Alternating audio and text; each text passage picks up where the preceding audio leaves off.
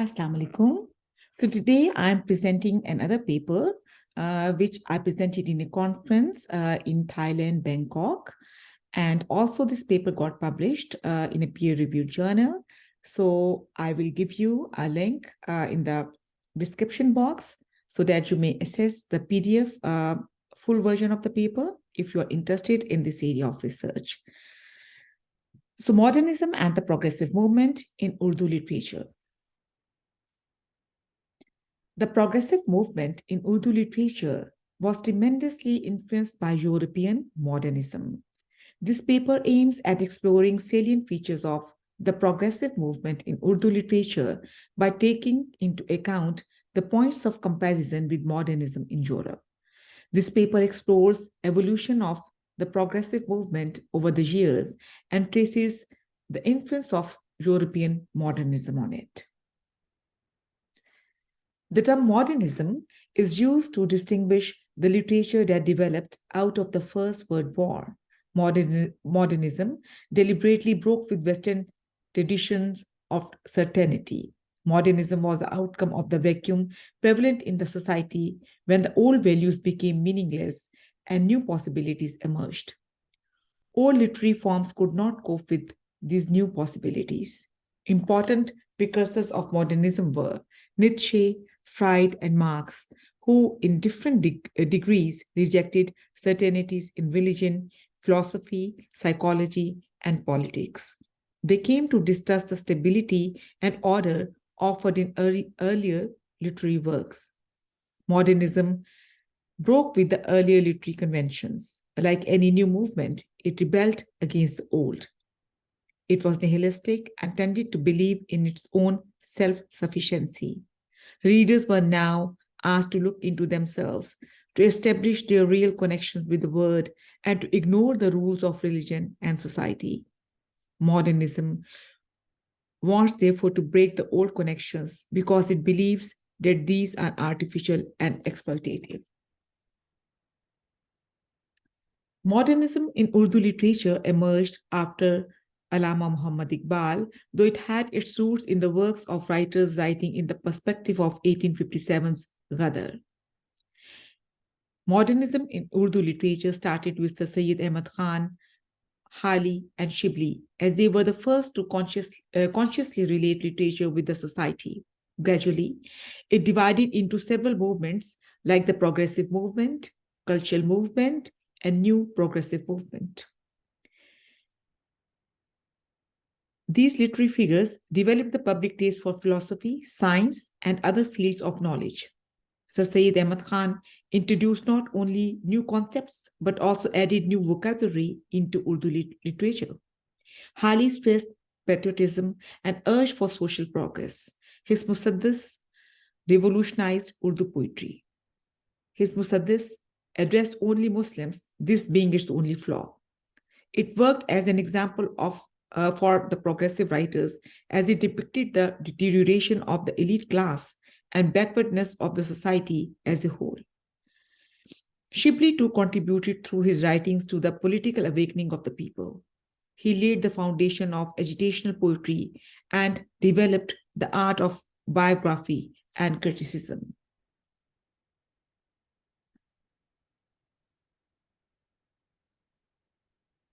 In the late 19th and the early 20th century, the time was ripe for the progressive movement. Whereas in Europe, fascism and the Second World War threatened the world, people were dying in Berlin, they were being butchered in Italy, Spain was being bombarded, in Asia, China, and India. In Asia, China and India were facing the tyranny of the colonizers. Germany declared that any writer who did not support fascism was a traitor. To secure the freedom of literature, writers like Gorky, Thomas Mann arranged an international conference in 1935 in Paris, in which writers from all over the world participated. From India, only Sajjad Zahir and Raj Anand attended this conference. In London, they had already organized the Association of the Progressive Writers with the help of Indian students. The first manifesto of this movement was set in London. Here is an excerpt from the manifesto of the movement.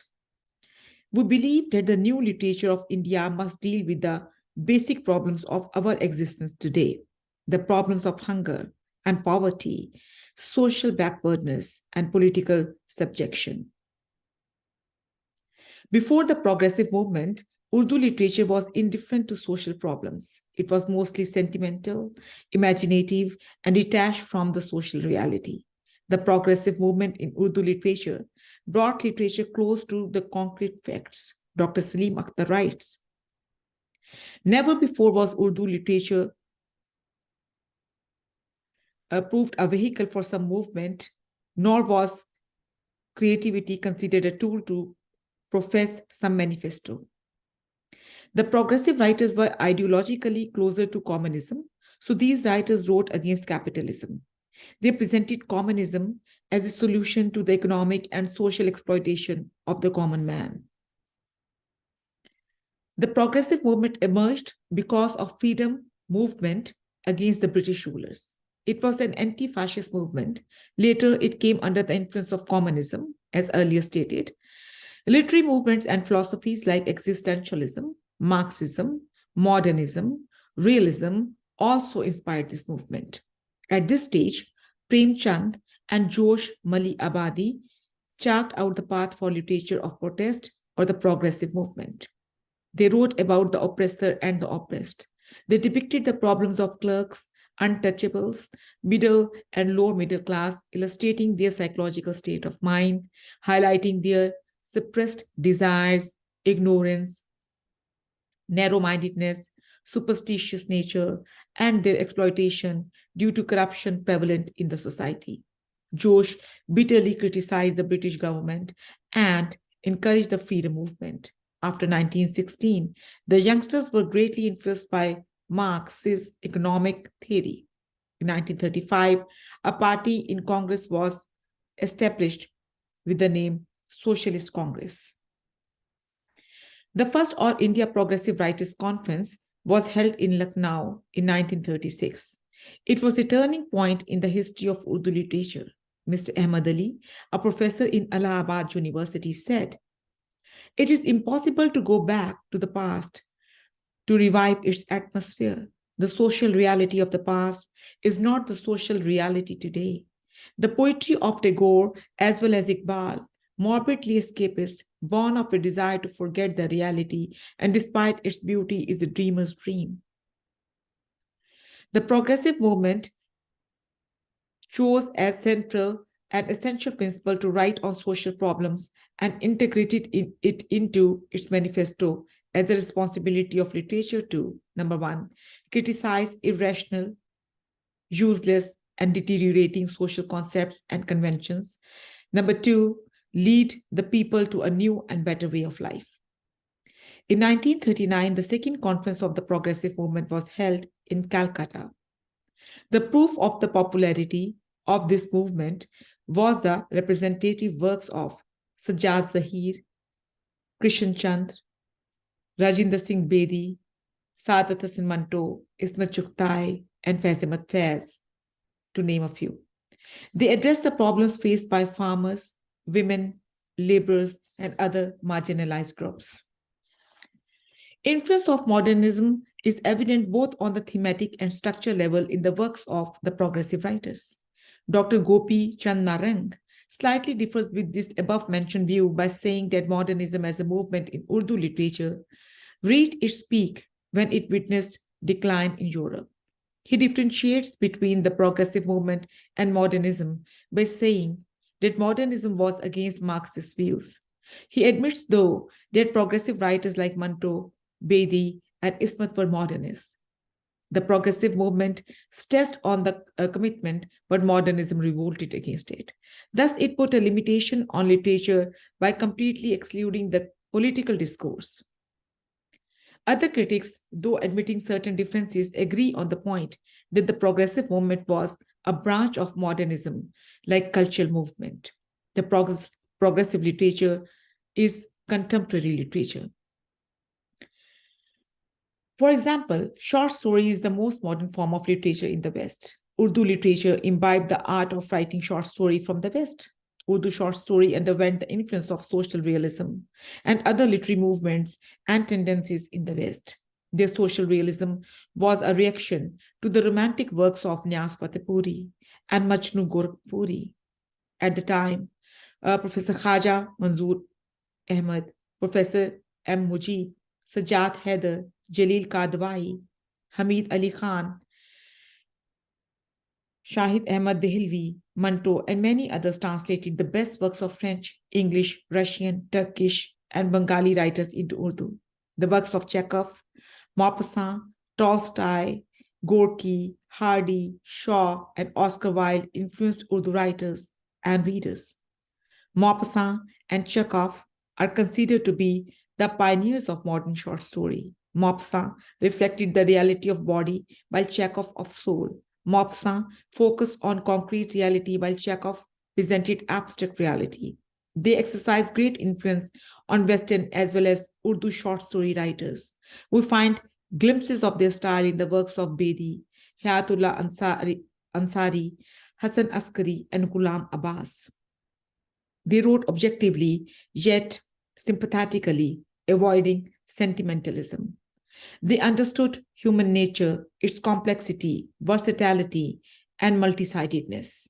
Bedi followed Chekhov's style and technique. Manto has been frequently compared with Maupassant and D.H. Lawrence. Maupassant depicted moral decline of French society, and so did Manto, who presented the problems of the marginalized groups of the society, like prostitutes, actresses, and women who were forced to resort to sex business in a morally conservative society. This influence inspired Christian Chandra to do many experiments. Almost every story was an innovation.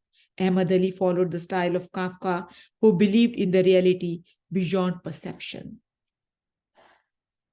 Many progressive writers started their literary career as translators of European works. Sajjad Haider Yıldırım's translations of Turkish stories into Urdu proved to be the starting point of Urdu short story. Munshi Premchand also started his literary career as a translator. He translated English works of Rabindranath Tagore into Urdu. Nyas Fatehpuri's contribution to Urdu literature cannot be ignored. He translated Arabic stories and Arabic translations of English and continental stories into Urdu. He translated works of Chekhov, Voltaire, stories of Sherlock Holmes, etc. Tirth Rampuri translated English detective stories, thus introducing a new mode of writing into Urdu literature. Other translators include Zafar Ali Khan, Sir Abdul Qadir, Ahmad Shuja, and many others. Literary journals gave special importance to translated works. Writers like Akhtar Hussain Raipuri, Majnu Gorakhpuri, and Manzoor Hussain translated English, French, German, and Russian short stories. Majnu used themes of Hardy in his stories. Pessimism, emotionalism, and seriousness of tone remind us of Hardy. Works of Rajinder Singh Bedi, Hayatullah Ansari, and Ghulam Abbas remind us of Chekhov. Maupassant, Chekhov, Moham, and Lawrence had great influence on Urdu literature. Saadat Hasan Manto took special interest in translating Russian works, especially those of Tolstoy, Chekhov, and Gorky. Autobiographies of Gorky and Chekhov were also translated. English writers whose works were translated included Goldsmith, Hardy, Dickens, Oscar Wilde, Catherine Mansfield, A.G. Wells, Galsworthy, Kipling, Virginia Woolf, Russell, Moham, and O. Henry. Reality is all-time evolving phenomena. The present advancement in industry and technology is a multi-dimensional reality. It is both a blessing and a curse for humanity. Industrialization has changed this age into an era of consumerism. Man is an object. His attention is diverted from spiritual improvement to material pursuits. The modernist writers like Jean Rhys, Virginia Woolf, and D.H. Lawrence in Europe, and Ismus Chugtai, Saadat Hasan Manto, and Ahmad Nadeem Kasmi in Urdu literature wrote on such issues. They probed into the social evils and probed into the motives behind them. The writers like Sajjad Zahir and Ahmad Ali were foreign qualified, and they were greatly inspired by James Joyce. Along with social and political problems, uh, they also portrayed sexual problems. This became an obsession with Aziz Ahmad, Manto, Mumtaz Mufti, and Ismat Chughtai. They detested superficial values and sexual perversion of the socially respectable man. Like Lawrence, they strongly criticized irrational social and moral taboos and consequent pretentious behavior. They used stream of consciousness technique to expose the hidden motives behind various actions. In using this technique, Mumtaz Mufti, Manto, and Ismat Chughtai proved themselves skillful masters. Ahmad Ali tried symbolism and surrealism in his works, while Manto and Aziz Ahmad experimented in expressionism in some of their stories. Hayatul Ansari also used expressionism and symbolism in his stories, like Ma Beta and Shukr Guzar Aankhein. These writers use psychoanalysis to explore the subconscious of their characters. Manto's Farishta and Aziz Ahmad's Chuta Khab are few examples to quote. The progressive movement introduced Marxist criticism. It was an important landmark in the history of Urdu literature. It formed the only school of criticism because all other attempts in criticism were individualistic. Critics like Majnu Gorakhpuri, Ehtesham Hussain, and Aziz Ahmad discovered new aspects of contemporary literature. They freed literary criticism from meaningless discussions and author centered approach and instead gave it a new scientific approach. To conclude, the translations by the progressive writers not only helped Urdu writers, but also made a common Urdu reader more aware person of the world around him.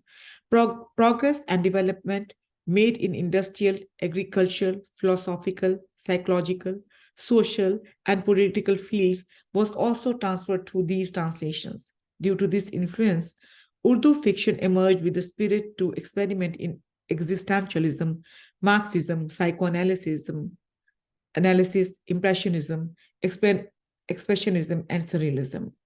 These translations helped Urdu fiction, especially short story, to flourish. Mopsa, Chekhov, Moham, Lawrence had special influence on Urdu literature.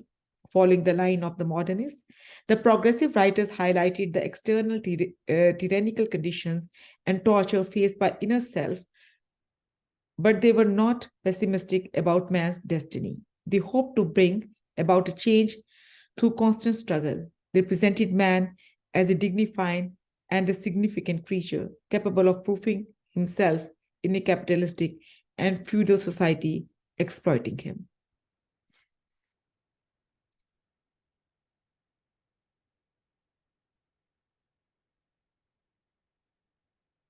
Thank you. I'm looking forward to your comments. This was my first paper that got published in 2012. So you might find that the research is not as rigorous as it should have been, but definitely it became a learning point for me. Thank you very much.